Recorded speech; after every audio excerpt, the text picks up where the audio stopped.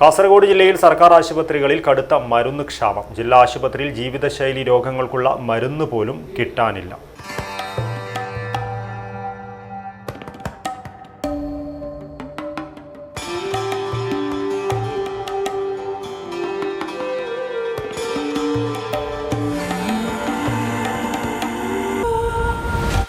Shoppika weddings, the bridal legacy.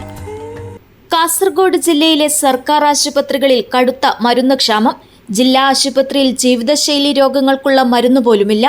ആശുപത്രിയിലെത്തുന്ന രോഗികൾ പുറത്തുനിന്നാണ് ഇപ്പോൾ മരുന്ന് വാങ്ങുന്നത്. സർക്കാർ ആശുപത്രികളിൽ മരുന്ന് വിതരണം ചെയ്യേണ്ട മെഡിക്കൽ സർവീസ് കോർപ്പറേഷൻ ഏപ്രിൽ മാസത്തെ മരുന്ന് പോലും വിതരണം ചെയ്തിട്ടില്ല. ജില്ലയിൽ മാനേജർ തസ്തികയിൽ പോലും ആളില്ലാത്ത സ്ഥിതിയാണ്. കോർപ്പറേഷന്റെ കാഞ്ഞങ്ങാട് വെയർഹൌസിലും അവശ്യ മരുന്നില്ലാത്ത സ്ഥിതിയാണ്. തദ്ദേശ സ്ഥാപനങ്ങൾ തങ്ങളുടെ ഫണ്ടിൽ നിന്നാണ് സർക്കാർ ആശുപത്രികളിലേക്ക് മരുന്നിന് പണം നൽകുന്നത്. പല സ്ഥാപനങ്ങളിലും ഫണ്ടില്ലാത്തതും മരുന്ന് വിതരണത്തെ സാരമായി ബാധിച്ചിട്ടുണ്ട്.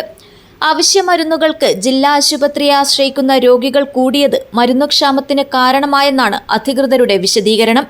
മരുന്ന് വാങ്ങാൻ ഓർഡർ നൽകിയിട്ടുണ്ടെന്ന് ജില്ലാ ആശുപത്രി സൂപ്രണ്ട് ഡോക്ടർ MP ജീജ പറഞ്ഞു. News bureau, Kanhangad.